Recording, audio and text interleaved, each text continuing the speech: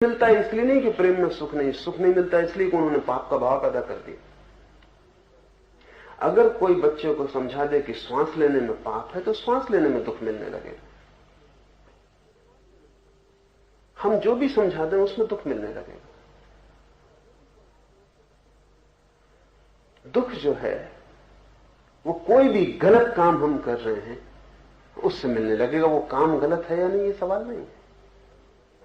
जैसे जैन घर का बच्चा रात को खाना खाए तो लगता है कि पाप हो रहा है। जब मैंने पहली दफा रात में खाना खाया तो मुझे वॉमिट हो गई, एकदम उल्टी हो गई, क्योंकि 14 साल तक मैंने कभी रात खाना खाया नहीं था, घर को कभी खाता नहीं था और रात खाना पाप था चाहे। और जब पहली दफा एक विद्यार्थियों के साथ पिकनिक पे चला गया और वहां कोई जैन नहीं था, सब हिंदू थे और उन्होंने कोई दिन में कोई फिक्र न की भोजन बनाने की या खाने की। अब मेरे अकेले के लिए मुझे अच्छा भी नहीं लगा कुछ कहूं।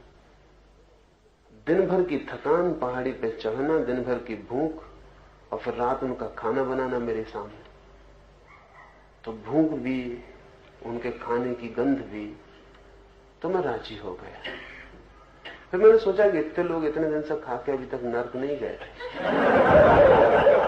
एक दिन ही खा लेने से नर्क नहीं चला जाऊंगा। नर्क तो नहीं गया लेकिन रात मेरी तकलीफ में पड़ गई, मैं नर्क में ही रहा क्योंकि मुझे उल्टी हो गई खाने के बाद। 14 साल तक जिस बात को पाप समझा हो उसको एकदम से भीतर ले जाना बहुत मुश्किल है। उस दिन जब मुझे उल्टी हो गई तो मैंने यही सोचा कि बात पाप ही है, नहीं तो उल्टी कैसे हो जाती। तो विशियस सर्किल है विचार के, तो दुष्ट चक्र है। जिस चीज को हम पाप मान लेते हैं उसमें सुख नहीं मिलता, दुख मिलने लगता है, और जब दुख मिलने लगता है तो उसे और भी पाप मान लेने का गहरा भाव हो जाता है। जितना गहरा पाप मानते हैं उतना ज्यादा दुख मिलने लगता है। इस भांति 5000 साल से त्यागवादी आदमी की गर्दन पकड़े हुए हैं और वो बीमार लोग, रुग्ण हैं। जीवन को जो भोग नहीं सकते, क्योंकि जीवन के भोगने के लिए जो अनिवार्य शर्त है उसको वो पूरी नहीं कर सकते,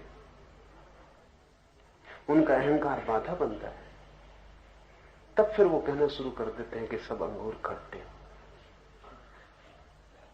और वो इतना प्रचार किया हुआ अंगूर खट्टे होने का कि अंगूर खट्टे हैं या नहीं, जब आप उनको मुंह में डालते हैं तो आपके दांत कहते हैं कि खट्टे हैं। प्रचार इतना बड़ा है। इन सारे लोगों ने स्त्री पुरुष के बीच बहुत तरह की बाधाएं खड़ी की, और चूंकि इनमें अधिक लोग पुरुष थे इसलिए स्वभावतः स्त्री को उन्होंने बुरी तरह निंदित किया। ये सब शास्त्र रचने वाले चूंकि अधिकतर पुरुष थे इसलिए स्त्री को उन्होंने बिल्कुल नरक का द्वार बना दिया। तो नरक के द्वार को छूने में खतरा तो है ही, फिर नरक के द्वार के पास होने में खतरा है।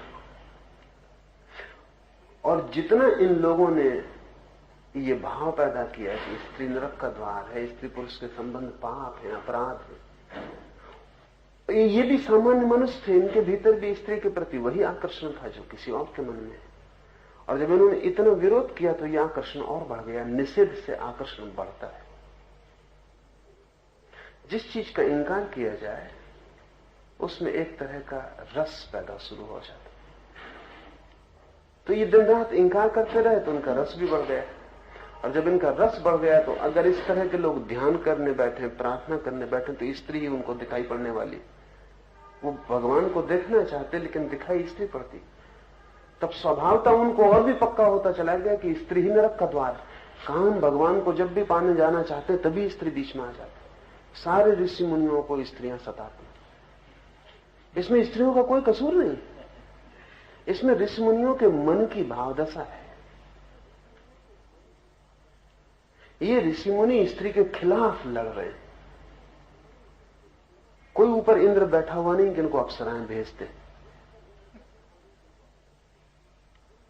मगर इन सबको अप्सराएं घेर लेती। नग्न स्त्रियां, सुंदर स्त्रियां, ये इनके मन के रूप हैं जो इन्होंने दबाया है, और जिसको निषेध किया है वो इतना प्रगाढ़ हो गया है, वो इतना प्रगाढ़ हो गया है कि अब वो बिल्कुल उनको वास्तविक मालूम पड़ता है।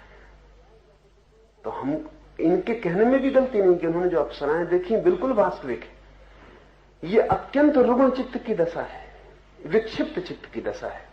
जबकि कोई वासना इतनी प्रगाढ़ हो जाती कि उस वासना से जो स्वप्न खड़ा होता है वो वास्तविक मालूम होता है। ये पागलमन की हालत है। और इन सबको स्त्रियां ही सताती क्योंकि इनका पूरे जीवन का सारा संघर्ष स्त्री से है। जिससे संघर्ष है वो सताएगा। जिस दिन आपने उपवास किया है उस दिन भोजन के स्वप्न आ जाएंगे। और अगर 2-4 महीने का आपको लंबा उपवास करना पड़े तो आप डिलीरियम की हालत में हो जाएंगे। मस्तिष्क फिर जो भी देखेगा भोजन ही दिखाई पड़ेगा, कुछ भी सुनेगा भोजन ही सुनाई पड़ेगा, कोई भी गंध आएगी वो भोजन की ही गंध होगी। इससे कहीं कोई संबंध बाहर का नहीं, इसके भीतर जो अभाव पैदा हो गया है वो प्रक्षेपण कर रहा है। तो जब इन ऋषि मुनियों को ऐसा लगा कि स्त्री सब तरह डिगाती है और उनके ध्यान की अवस्था नष्ट हो जाती और वो बड़ी ऊंचाई पे चढ़ रहे थे और नीचे गिर जाते, कोई न गिरा रहा है न कहीं वो चढ़ रहे थे, सब उनका मन का खेल है। और जिससे लड़ रहे थे, जिससे भाग रहे थे, उसी से खिंच के नीचे गिर जाते। तो फिर स्वभाव था, उन्होंने कहा कि स्त्री को देखना भी नहीं,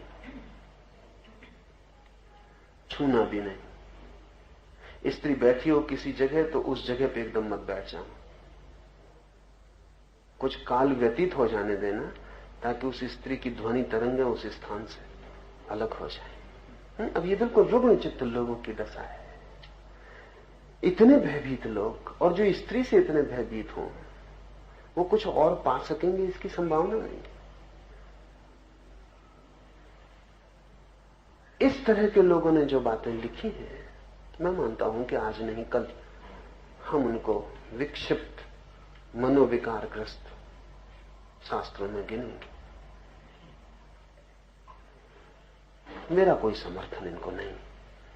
मेरा तो मानना ऐसा है कि जीवन में मुक्ति का एक ही उपाय है कि जीवन का जितना गहन अनुभव हो सके, और जिस चीज के हम जितने गहन अनुभव में उतर जाते हैं उतना ही उससे हमारा छुटकारा हो जाता है। अगर निषेध से रस पैदा होता है तो अनुभव से वैराग्य पैदा होता है। मेरी जो दृष्टि है कि जिस चीज को हम जान लेते हैं, जानते ही हमारा उससे जो विक्षिप्त आकर्षण था वो शांत होने लगता है। और स्वभावतः काम का आकर्षण सर्वाधिक है, होगा, क्योंकि हम उत्पन्न काम से होते हैं और हमारे शरीर का एक एक कण जीवाणु काम कण है। माता पिता के जिस कामाणु से निर्माण होता है फिर उसी का विस्तार हमारा पूरा शरीर है। तो हमारा रोण रोण काम से निर्मित है, पूरी सृष्टि काम सृष्टि है। इसमें होने का मतलब ही है काम वासना के भीतर होना। जैसे हम श्वास ले रहे हैं हवा में, उससे भी गहरा हमारा अस्तित्व काम वासना में है, क्योंकि श्वास लेना तो बहुत बाद में शुरू होता। बच्चा जब पेट से मां के पैदा होगा और जब रोएगा तब पहली श्वास लेगा। इसके पहले भी 9 महीने वो जिंदा रह चुका है, और वो 9 महीने जो जिंदा रह चुका है वो तो उसकी काम ऊर्जा का ही सारा फैलाव है। तो वो जो काम ऊर्जा से हमारा सारा शरीर निर्मित है, कण कण निर्मित है, श्वास से भी गहरा हमारा उसमें अस्तित्व छिपा हुआ है। उससे भाग के कोई बच नहीं सकता, क्योंकि भागोगे कहां? वो तुम्हारे भीतर है, तुम ही हो। तो मैं कहता हूं कि उससे भागने की कोई जरूरत नहीं, और भागने वाला उपद्रव में पड़ जाता है। तो जीवन में जो है उसका सहज अनुभव, उसका स्वीकार, और जितना गहरा अनुभव होता है उतने हम जाग सकते हैं। इसलिए मैं तंत्र के पक्ष में हूं, त्याग के पक्ष में नहीं हूं। और मेरा मानना है जब तक त्यागवादी धर्म दुनिया से समाप्त नहीं होते तब तक दुनिया सुखी नहीं हो सकती, शांत भी नहीं हो सकती। सारी रोग की जड़ इनमें छिपी। तंत्र की दृष्टि बिल्कुल उल्टी है। तंत्र कहता है कि अगर स्त्री पुरुष के बीच आकर्षण है तो इस आकर्षण को दिव्य बनाओ, इससे भागो मत, इसको पवित्र करो। अगर काम वासना इतनी गहरी है तो इससे तुम भाग सकोगे भी नहीं। तो इस गहरी काम वासना को ही क्यों ना परमात्मा से जुड़ने का मार्ग बनाओ। और अगर सृष्टि काम से हो रही है तो परमात्मा को हम काम वासना से मुक्त नहीं कर सकते। नहीं तो कुछ होने का उपाय नहीं रह जाता। अगर कहीं भी कोई शक्ति है इस जगत में, तो उसका हमें किसी न किसी रूप से काम वासना से संबंध जोड़ना ही पड़ेगा, नहीं तो इस सृष्टि के होने का कहीं कोई आधार नहीं रह जाता। इस सृष्टि में जो कुछ हो रहा है ये किसी न किसी रूप में परमात्मा से जुड़ा है। और हम आंखें खोल के चारों तरफ देखें तो सारा काम का फैलाव है। आदमी में तो हम बेचैन हो जाते हैं, वो ऋषि मुनि भी आदमी में बेचैन हो जाते हैं, लेकिन और तरफ उनको ख्याल में नहीं आता। सुबह जब पक्षी गीत गा रहे हैं तो उनको लगता है कि बड़ी दिव्य बात हो रही, लेकिन वो पक्षी जो पुकार लगा रहा है वो सब काम वासना की। और जब फूल खिलते हैं ऋषि की वाटिका में तो वो सोचता है बड़ी अद्भुत बात, और फूलों को जाके भगवान को चढ़ा रहा है, लेकिन सब फूल काम वासना के रूप, वो वीर्याणु है, उनमें छिपा बीज है जन्म का।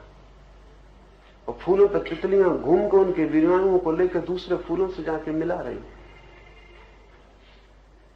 तो फूल देख के तो ऋषि खुश होता है कि उसको ख्याल में नहीं कि फूल जो है वो काम वासना का रूप।